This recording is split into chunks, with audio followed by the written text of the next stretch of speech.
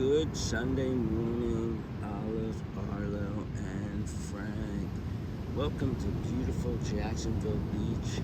It's sunrise. The sun is just coming up. You can't see it behind those clouds out there, but it'll start to make its presence known very quickly. We're in chapter 41 of Genesis. We're going to travel once again, Olive, to the land of your ancestors. Your grandparents, the Elkites, were born in Egypt, in Mizraim, and they're part of a tradition that goes back thousands of years. Today we're going to look at Joseph's rise to power. Now, Joseph was sold into slavery. He was in the house of Potiphar. Potiphar's wife tried to seduce him. He said no, so she accused him of rape. He was thrown in prison. He interprets two dreams from a cupbearer and a baker, and the cupbearer gets good news and the baker gets bad news. He asked the cupbearer to remember him, get him freed out of the prison, but the cupbearer doesn't do that.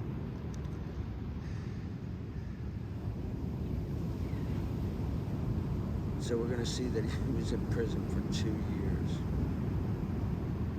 And this is all in God's will.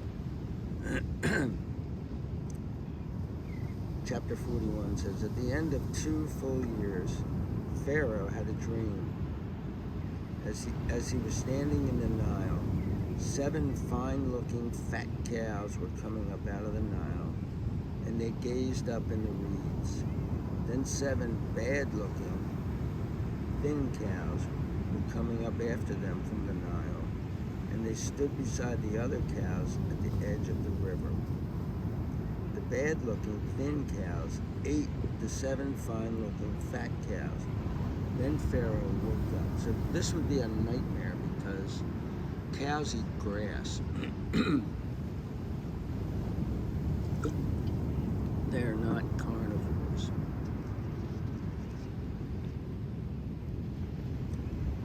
Then he fell asleep again and had a second dream. There were 7 heads of grain growing on one stalk, healthy and good. Then 7 heads of grain, thin and burned by the east wind, were sprouting up after them. The thin heads swallowed up the 7 healthy and full heads. Then Pharaoh woke up and realized it was a dream. Excuse me.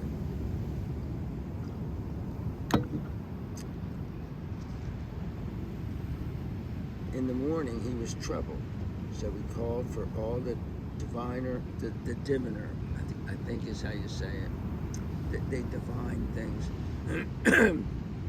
which means they're like clairvoyants.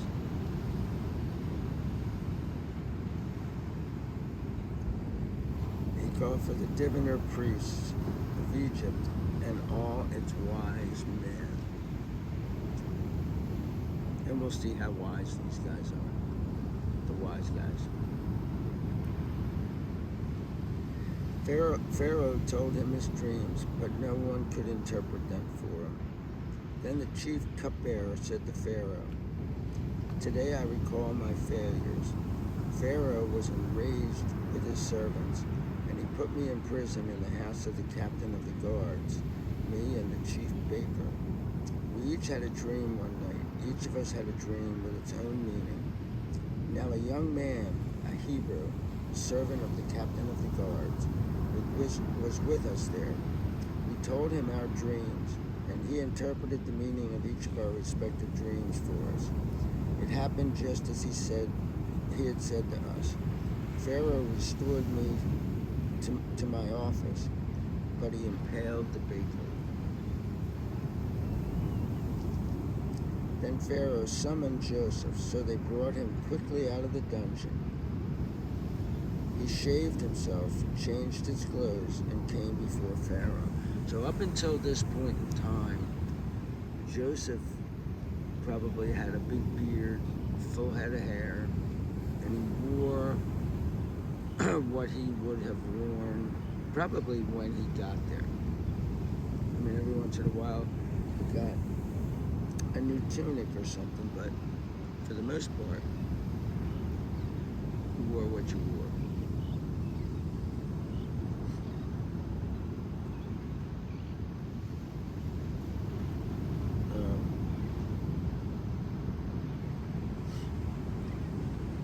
Then Pharaoh summoned Joseph, so they brought him quickly out of its dungeon.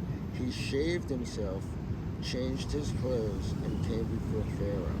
So now he's going to shave his head, his beard, and the Egyptian men had, you know, they were like Yul Brynner. They shaved everything, well, on their heads, not their entire bodies. Well, and actually, they may have shaved their entire bodies.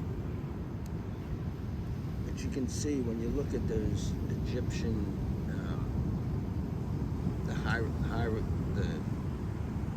hieroglyphics because that's just a writing, but the pictures that you'll see in books of paintings on the walls in Egypt and the statues that they made of the humans, that they were completely shaved, and they had a specific way of dressing. So you had to do this to go before Pharaoh. Pharaoh said to Joseph, I had a dream, and there is no one who can interpret it. But I have heard about you that you can interpret dreams. Joseph replied to Pharaoh, it is not within my power, but God will speak concerning the welfare of Pharaoh. So even with the king of Egypt, who considered himself a god, in fact, the pharaohs thought when they died that they didn't really die. They felt they had eternal life.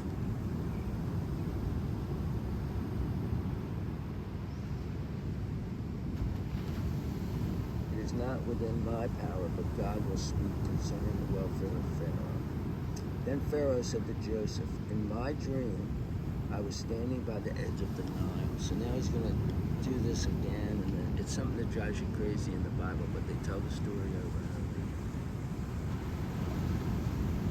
In my dream, I was standing by the edge of the Nile. Then 7 fat and fine-looking cows were coming up out of the Nile, and they grazed in the reeds. Then 7 other cows came up after them. They were strong, very bad-looking and lean. I had never seen such bad-looking cows as these in all the land of Egypt. The lean, bad-looking cows ate up the 7 fat cows. When they had eaten them, no one would have known they had done so, for they were just as bad-looking as before. So these 7 cows eat 7 other cows, and they don't gain any weight. Like you would think if they ate them, that at least right away they'd be kind of twice as big. But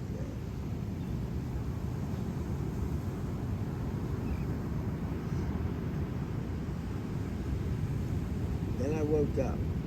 I also saw in my dream 7 heads of grain growing on one stalk, full and good. Then 7 heads of grain, withered and thin, and burned with the east wind, were sprouting up after them. The thin heads of grain swallowed up the 7 good heads of grain. So I told all this to the diviner priests, but no one could tell me its meaning. And there's another story in the Bible where I think it's Nebuchadnezzar calls his supposedly wise man and says, yeah, well, I had a dream, but I want you to tell me what the dream was and then interpret it. And none of them can do it. And then Daniel does it. We'll run into Daniel, in the book of Daniel. My voice is starting to go. Bear with me. Then Joseph said to Pharaoh, both dreams of Pharaoh have the same meaning. God has revealed to Pharaoh what he is about to do. The 7 good cows represent 7 years, and the 7 good heads of grain represent 7 years. 7 years, so they both represent 7 years.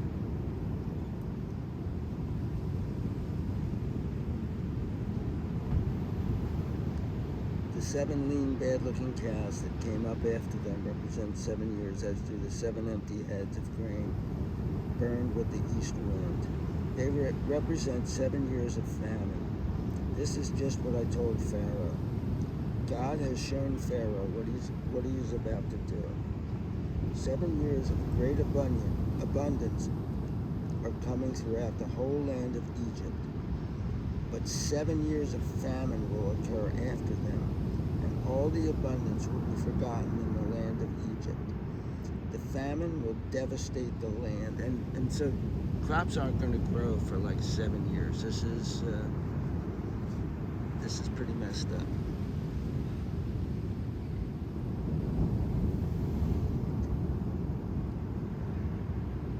The previous abundance of the land will not be remembered because of the famine that follows, for the famine will be very severe. The dream was repeated to Pharaoh because the matter has been decreed by God, and God will make it happen soon.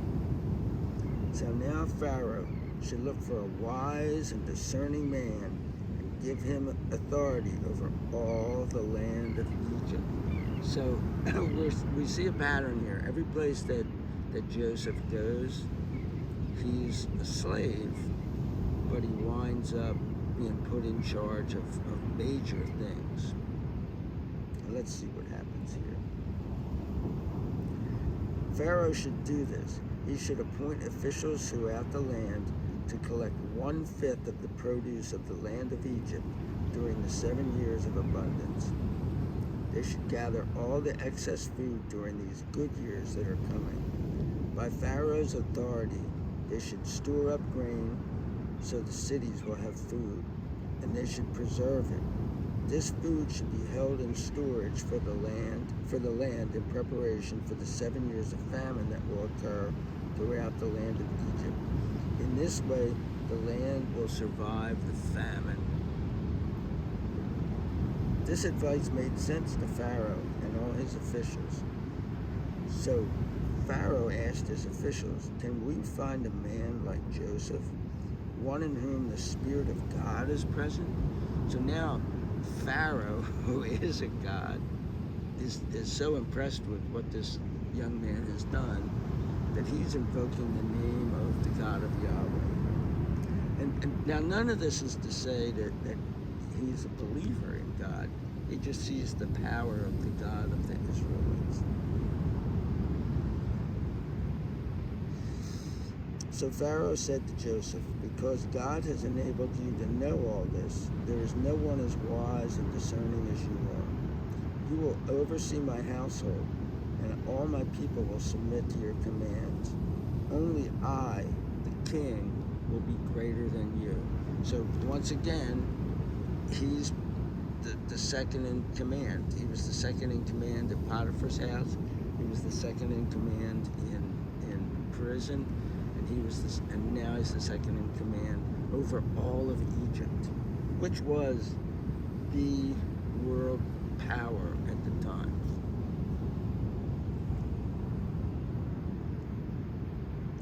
See here.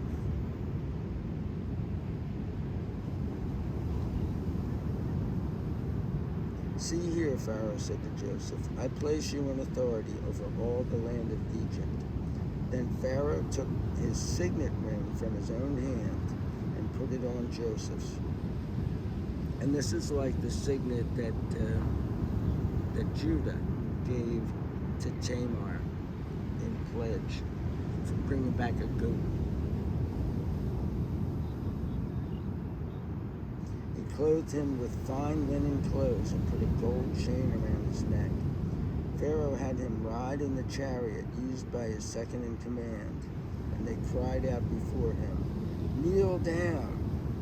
So he placed him over all the land of Egypt. And so the people, when the chariot went past, the people had to bow down to him. Pharaoh also said to Joseph, "I am Pharaoh, but without your permission, no one will move his hand or his foot in the land of Egypt." So Pharaoh is kind of a titular head. Pharaoh gave Joseph the name Zaphanath-Paneah. And the meaning of that's uncertain. It possibly means the God has said he will live, or the God speaks and lives. He also gave him Asenath, daughter of Potiphar, priest of On, to be his wife. So Joseph took charge of all the land of Egypt. Now Joseph was 30 years old when he began serving Pharaoh, king of Egypt. Joseph was commissioned by Pharaoh and was in charge of all the land of Egypt. During the 7 years of abundance, the land produced large, bountiful harvests. Joseph collected all the excess food in the land of Egypt during the 7 years and stored it in the cities. In every city, he put the food gathered from the fields around it.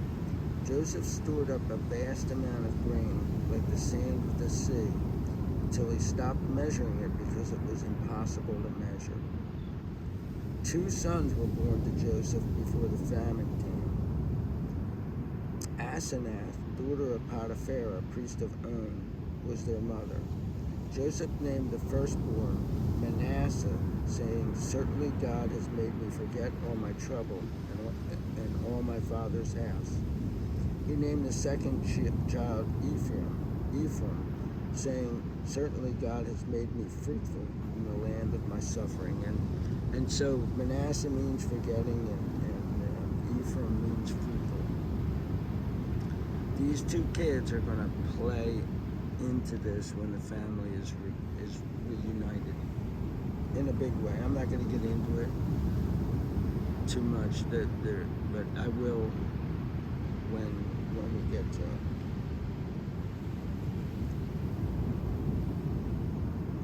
The 7 years of abundance in the land of Egypt came to an end.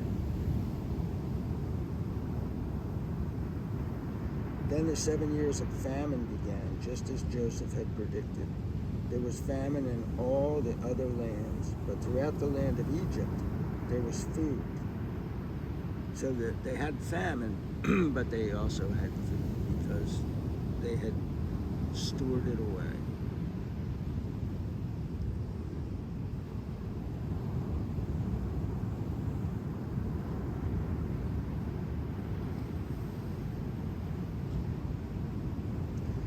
All the land of Egypt experienced the famine. The people cried out to Pharaoh for food.